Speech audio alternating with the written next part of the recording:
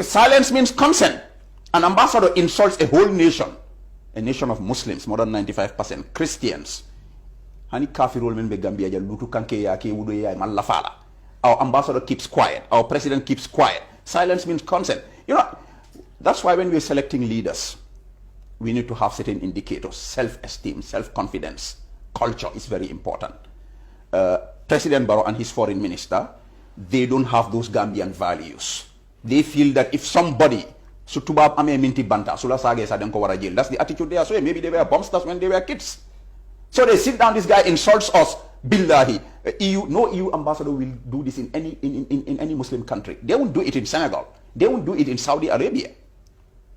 So he knows the Gambian, he knows the psyche of the Gambian. You know Alassane Dabo, my good friend, PR expert and Governor's Conwa. So he said Barrow doesn't have a philosophy, and that's the problem of this entire governance infrastructure. And you have somebody like Tangara, educated by the French. They gave him a PhD just like Minty Banta. And we need to start questioning some of these PhDs, especially the recent graduates. It looks like they have signed some kind of an oath of allegiance with the Western Illuminati complex. The problem is, even the EU ambassador and the National Human Rights Commission know how much of a conservative and religious society the Gambia is. So why do you think they will trigger such a topic, particularly during this period? They're testing our pulse, that's it. And that's why I came out vehemently, all out attack. These tubabs are very smart. These people are sophisticated. And that's why we need to be careful how we deal with them. The EU ambassador came out to test the waters. When I made the initial response, he came back to iAfrica TV, and we have to give them credit. They were the first to report this, and you journalists, sometimes you need to watch out for issues that actually matter to the people. It was iAfrica TV that brought out this report. I want to recognize them and give them credit for that. It was because it was from that video that I made a response. He came back. I heard he was almost crying because he didn't expect that people will pick this up. But they have a strategy, these tubabs. They test the waters. If there was no response right now, there would have been an official ceremony at one of the hotels to launch their very obnoxious Yabate campaign of break the silence. I know you came up with that thing, yes. that term, like break the Yabate. Break the yes, Yabate. Because the New York, we will not have it here. And then beside the EU ambassador, we also have Gambians, because I think everybody on the National Human Rights Commission is a Gambian. Yes. And then these people are also saying, okay, it's time that we let these people be who they want to be. What is your response to that, for them as Gambians advocating for the rights of, you know, the lesbians, the gays, and the transgender people? Exactly, and that's why, you know, my initial call was for Imam Babali to resign, because as an imam, a leader of Muslim faithfuls, you cannot be in an institution that's advocating the promotion of gay rights. The imam came out, he actually made the situation worse for himself, because if he said he was not going to resign, but he came out saying that homosexuals have rights that we should respect and promote. Practically, that's what he said. And that's why I said the entire Human Rights Commission should be dissolved. I'm not saying there should not be a Human Rights Commission, but we need to staff it with people who are in full consonance with our religious and cultural ethos. We have dignified Gambians who will never bow down to Tubas because of Minty Banta. And we've seen some political parties actually come out to condemn and say, yes, we want no part of this. The credible political parties, they all came and did that. And who are the ones that are not credible who haven't come out? Any political party who is not within that circle, you don't believe in our religious and cultural ethos. You are just playing monkey business with us. If they are not coming out to condemn this thing, what do you think of that? Silence means consent. All the political parties that kept quiet about it actually are fully in agreement with the EU that rights of homosexuals and lesbians should be respected and promoted in this country. That's it.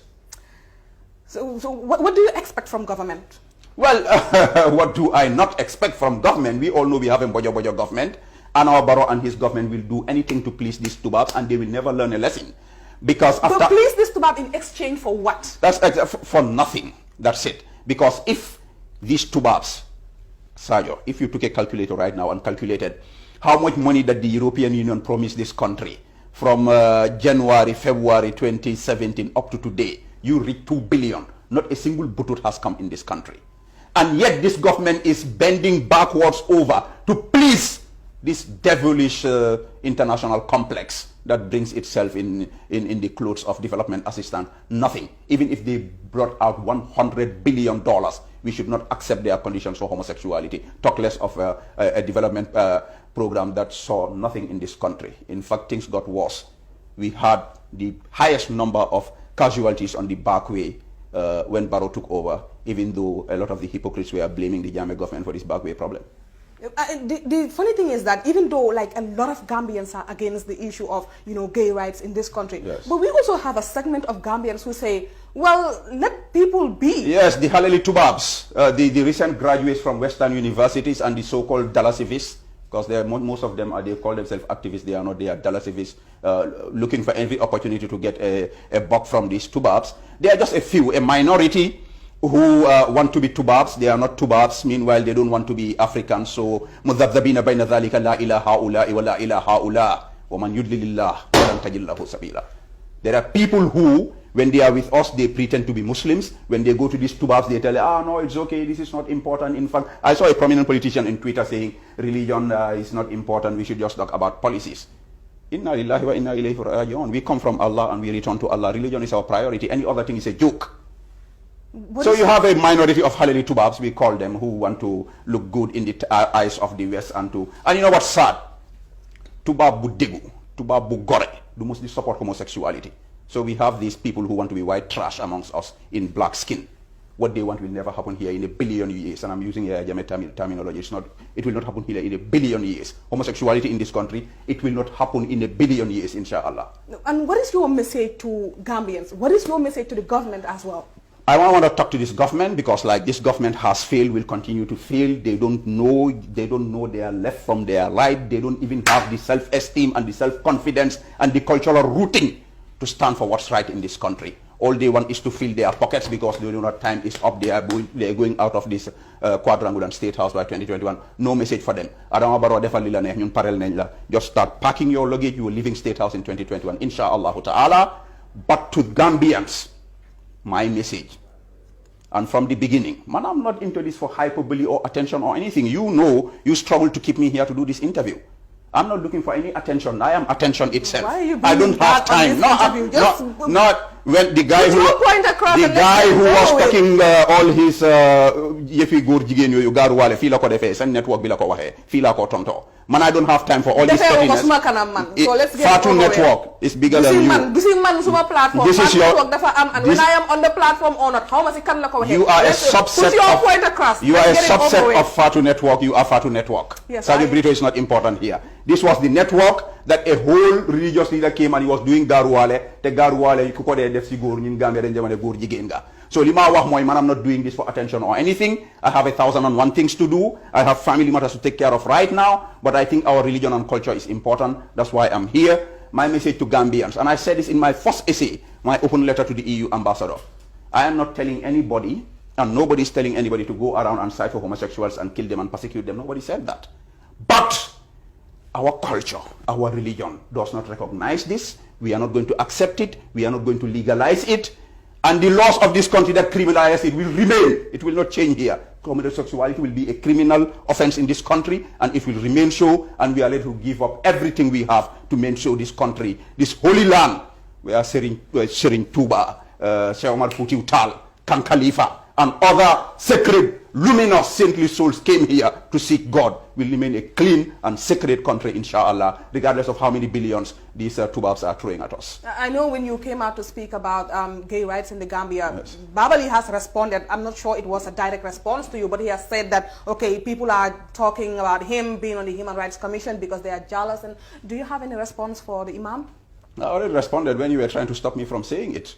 Look, maybe he should talk about other people. Somebody who's been central bank economist, been to World Bank, IMF, you name it, National Budget Director, Secretary General, Minister of Presidential Affairs. Why would he be jealous of somebody who's on a Human Rights Commission? I mean, it's too cheap for me.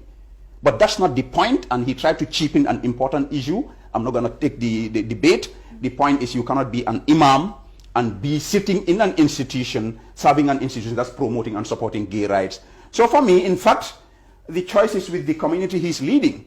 Babali should make a choice. He either becomes an imam of the faithful whose religion is guided by the Quran, or he serves an institution that promotes and supports gay rights. But he cannot be in those two positions and be the same person. If you are from the community of Kanifing Estate, I mean the people that he leads in congregation, what would you do? would you request for him to I would write a petition. He either resigns from the Human Rights Commission or we oust him, let him go off of our member. That's it. That's what I would do if I were in the Kanifing Estate community. Thank you very much, Savali, for coming to the Fat Network News Review. Thanks for having me. Thank you very much. We'll go for a break and then we'll